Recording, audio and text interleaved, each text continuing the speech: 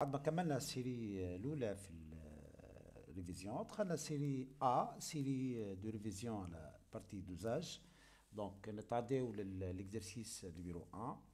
L'acide sulfamique NH2SO3H est un solide blanc à température ambiante qui est utilisé pour détartrer les cafetières. On verse le contenu d'un sachet de masse M égale à 1 g d'acide sulfamique dans une fiole jaugée de volume V égale à 100 ml.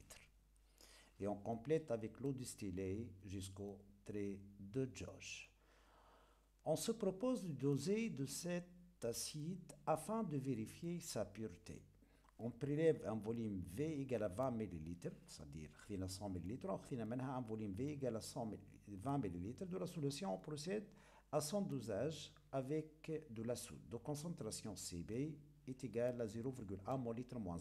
La courbe d'évolution du pH en fonction du volume versé est donnée ci-contre. أول حاجة ننتبهوا للكورب.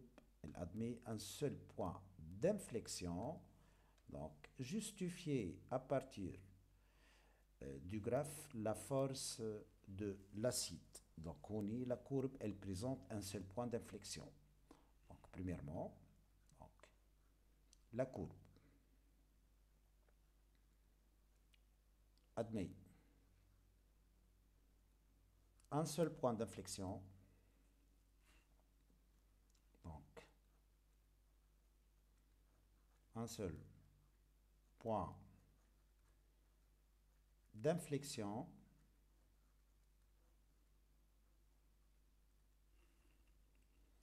donc l'acide sulfamique est un acide fort. Nous, l'acide sulfamique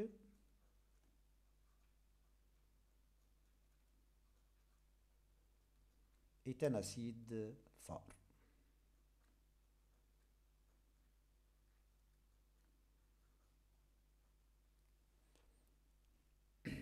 Deuxièmement, écrire l'équation de la réaction qui a lieu lors de la mise en solution de l'acide sulfamique. Donc l'ionisation d'un acide NH2 SO3H plus H2O. Donc un acide fort, l'ionisation est totale. Donc j'atteins NH2 SO3- plus H3O plus. Donc faire un schéma. Donc schéma عنا. Donc باش نحطو هذايا c'est la burette graduée. Burette graduée. لنا la solution dosante اللي هي solution de soude. Solution de soude. لنا هذايا c'est le pH mètre. Donc notre bichère et la solution de l'acide sulfamique NH2SO3H. Donc la question c'est يقول لك écrire l'équation du dosage. Donc نعرفوا l'équation c'est H3O plus OH- en un seul flèche تعطينا 2H2O. Définir l'équivalence acido-basique. Donc l'état d'un mélange هو définition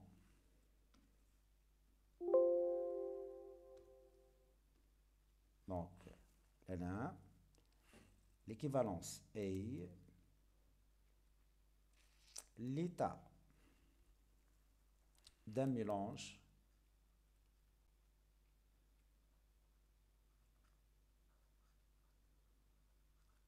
obtenu bien sûr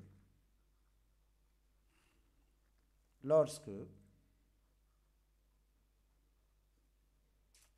les quantités de matière, les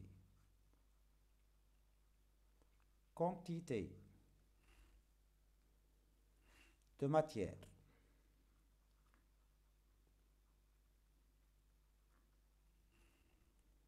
d'acide et de base, d'acide et de base dans les proportions stéchiométriques. Dans les proportions stéchiométriques. Les définitions de l'équivalence acido-basique.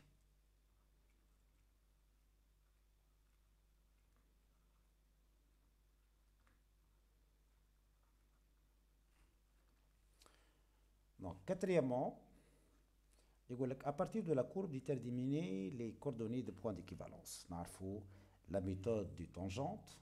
Donc, en utilisant la méthode des tangentes parallèles, donc, on a le pH à l'équivalence de dosage fort égal à 7.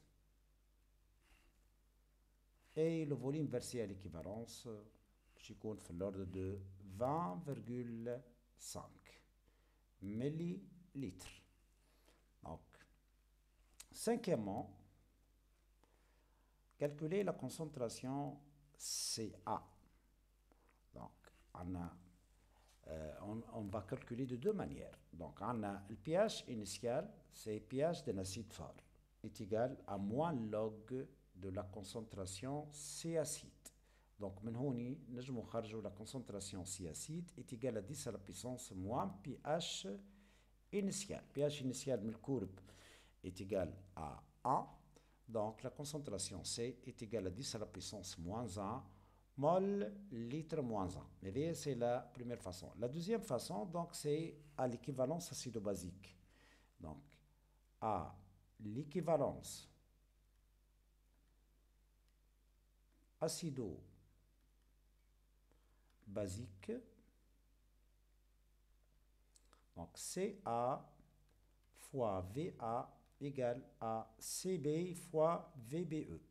Donc la concentration C acide est égale à Cb fois Vbe sur Va. Donc la concentration Ca égale à 10 à la puissance moins 1 mol litre moins 1. Donc, question B.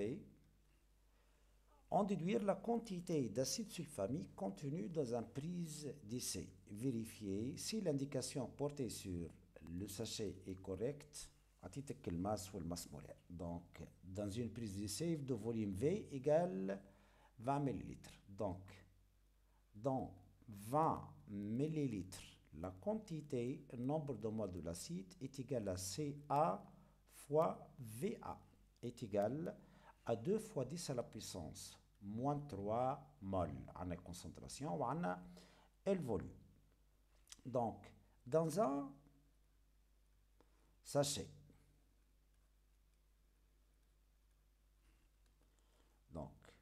donc 100 ml, il y a 20 ml, fait 2 fois 10 à la puissance moins 3. Donc, dans 100 ml,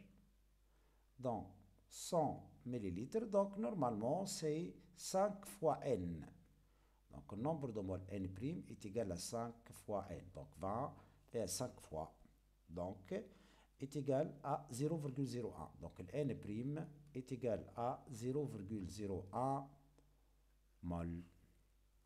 Donc, or, un nombre de moles est égal masse à la masse molaire. Donc, nous allons le masse M. Donc, est égal au nombre de moles fois la masse molaire. Donc, la masse M est égale au nombre de moles, c'est 0,01 fois la masse molaire, c'est donné, c'est 97. Donc, chatina 0,097. Donc, c'est presque 0,97. Donc, 0,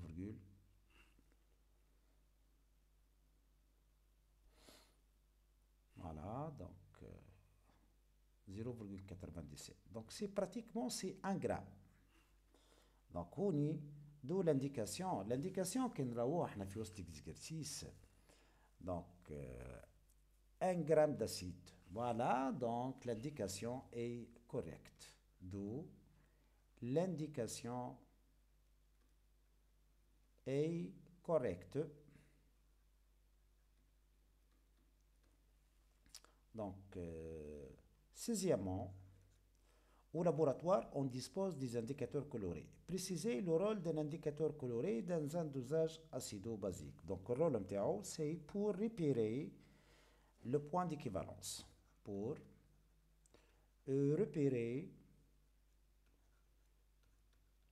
le point d'équivalence.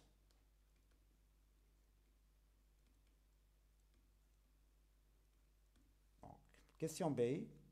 Que veut dire un indicateur coloré convenable? Donc, un indicateur coloré convenable, si ce sont des virages, la zone de virage contient le pH à l'équivalence. Donc, la question C. Donc, on applique la définition d'un indicateur coloré.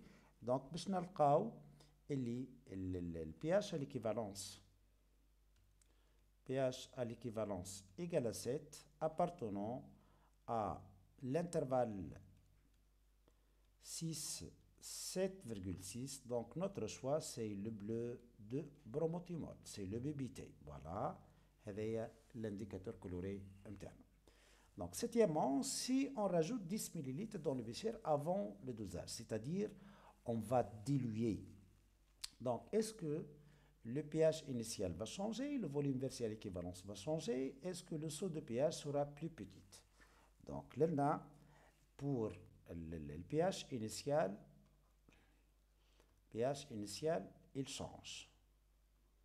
Donc la proposition est vraie. Donc là, c'est vrai, à la khater, si on dilue un acide, le pH augmente. Si on dilue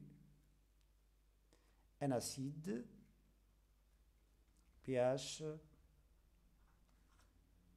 augmente. Le volume versé à l'équivalence va changer. Le volume versé à l'équivalence va changer. Est-ce que la proposition vraie ou fausse? Donc, c'est la proposition est fausse. علاش على خاطر le nombre de moles reste inchangé. Car la quantité de la matière d'acide reste inchangée.